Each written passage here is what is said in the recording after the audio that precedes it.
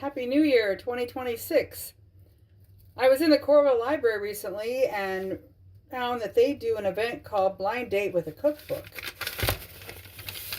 And I picked the book up. I picked up a bread one simply because I think I've wanted to try to see if I could make my own bread. I've never done that very often, but this looked like a place to start. And this cookbook was small, so it will be compact as far as a place to keep it. The book that I got, let me show you, is called Beard on Bread. It's by James Beard. And the recipe I found in here is something called sour cream bread.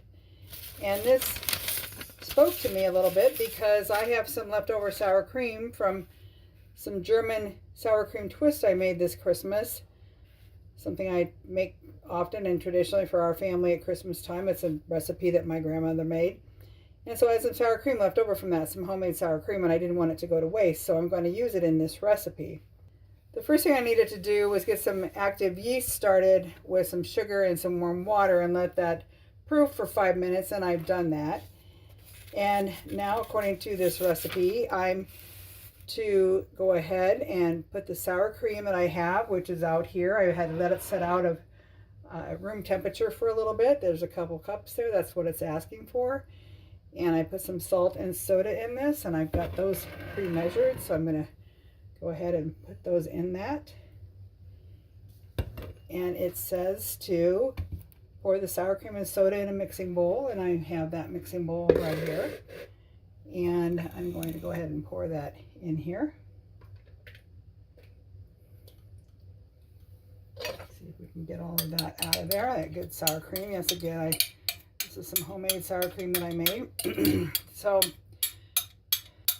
it says to go ahead and put in your yeast mixture. Yeast mixture right here. So I think I'm going to grab a spatula so that I can kind of clean these out a little better.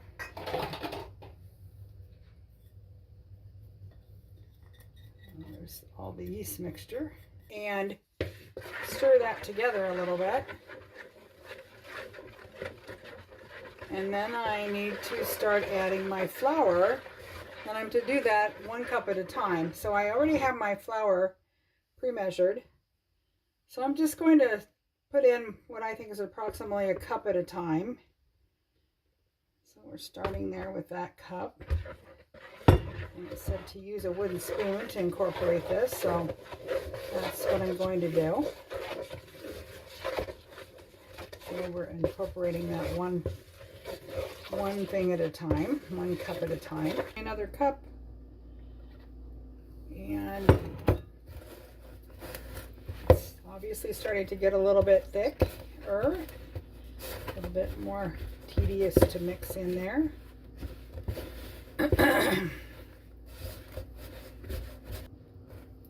And now it wants me to, once I've got that in, and I think I'm